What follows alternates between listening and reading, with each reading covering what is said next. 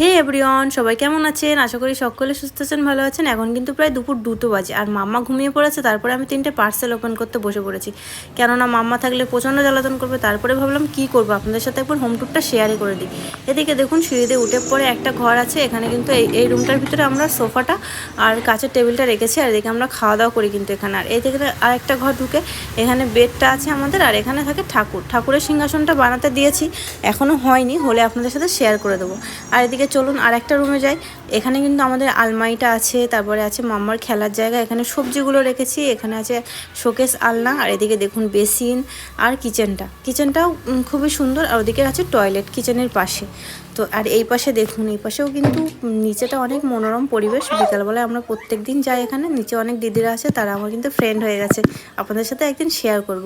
তো পুরো ভিডিওটা কেমন লাগলো অবশ্যই কিন্তু কমেন্ট করবেন, আর তার সাথে সাবস্ক্রাইবও করে দেবেন। তো টাটা বন্ধুরা।